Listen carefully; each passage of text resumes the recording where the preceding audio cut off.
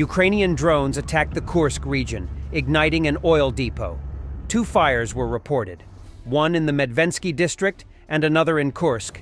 Previously, in February, drones had also attacked this oil depot, causing 2 fuel tanks to catch fire. Ukrainian attacks on Russian oil depots all over the country are one of the most successful strategies in the war. Besides creating huge logistical problems for the Russian military, these attacks are creating a huge problem in oil supply for the ordinary citizens and the Russian economy.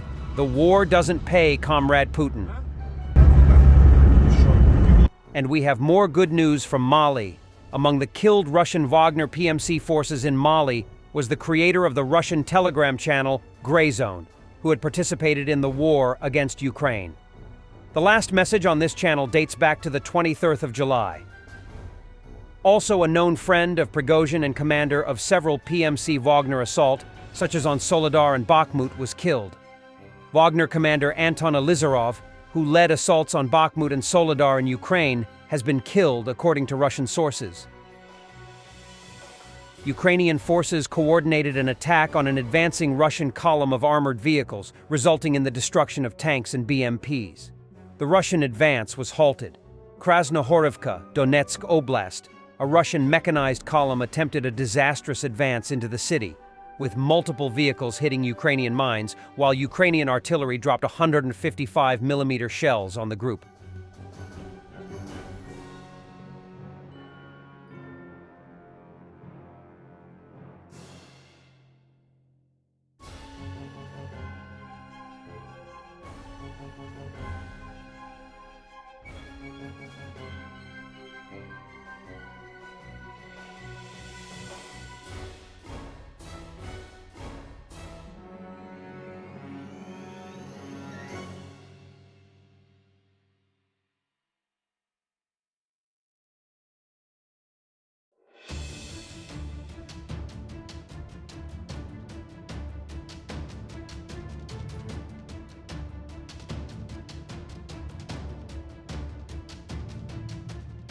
In the last 48 hours, Ukraine conducted one of its longest-range strategic strikes yet.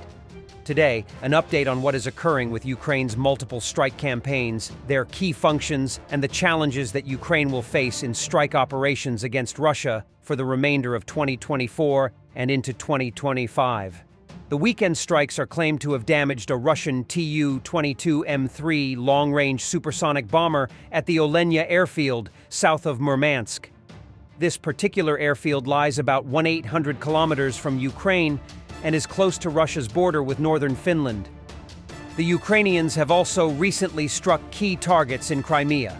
This included the significant damage to Russia's last railway ferry in Crimea. This vessel has been used to transport military equipment to Russian forces in the occupied peninsula and thence to forces in southern Ukraine.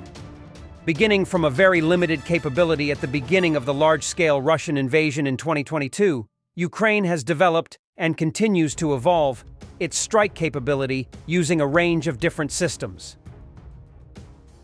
The extremely ambiguous attitude of Russian bloggers towards the potential blocking of YouTube. The orthodox, correct Russians don't want to watch the videos Top 10 War Crimes of Russia and How Russia Seized Crimea.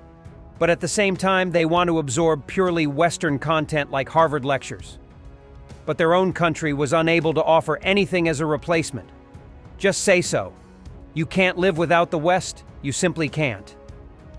Still, YouTube is not only a Western platform. People from all over the world post there, and you removed yourself from it by killing hundreds of thousands of people. I am all for creating a replacement for YouTube, but I understand that this is unrealistic. YouTube means almost 20 years of development, tens of billions of dollars in budget and work for the whole world. Domestic services don't work. I can't watch them because of the oversaturation of advertising and all sorts of glitches in classes when rewinding or changing viewing speed. At the same time, YouTube is not only cats and dogs, it is a unique library of knowledge. I have been working in all programs for the last 20 years, from Photoshop to SolidWorks and C++, learning from lessons on YouTube. Domestic platforms cannot yet replace them. There are also educational videos, for example, about archaeology, paleontology, geology, and entire lectures. On YouTube, the same Harvard posts its lectures, which is simply a unique event. Sit at home and watch a course of Harvard lectures from Professor Michael Sanda or Robert Sapolsky for free. On the other hand, YouTube is an enemy resource. Of course, it is necessary to block enemy videos in the style of How Russia Occupied Crimea or Top 10 War Crimes of Russia. Blocking individual videos helps partly. YouTube has recommendations that push even the least popular videos to the user. Therefore, I personally have no solutions or suggestions. For example, recently in Crimea, completely unexpectedly for me, recommendations from Ukrainian media appeared in my YouTube feed in their most vile execution. For several days I clicked "Do not recommend the channel" and "Not interesting." I banned about 36 channels. The reason is not clear to me personally. It seems that I didn't enter keywords into the search and didn't click on the videos. Perhaps due to visiting the website of the Ukrainian State Statistics Service to write a post. I'm already silent that my channel was deleted in the fall of 2021. In general, YouTube is really difficult.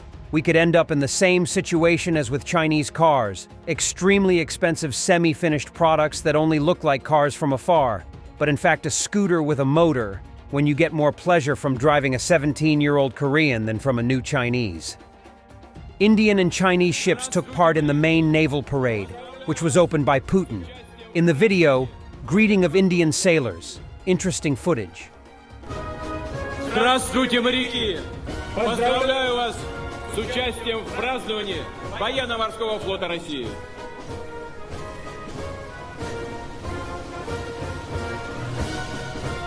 Экипаж корабля в ответ на приветствие президента Российской Федерации выполняет церемониальное движение Тинджай, чем символизирует огромное уважение к человеку. Экипаж поднимает правую руку перед телом и произносит приветствие: «Да здравствует российский военно-морской флот». Команда повторяется 3 раза. Thanks for watching, and don't forget to subscribe. Also, if you want to support Warthog Defense, please become our member and get early access to new videos, exclusive members-only videos, and become administrator in comment section. The membership link is in the description. Every day. We had a guy last week, it's 6 rescues in 6 days. You know, he's doing the job every day.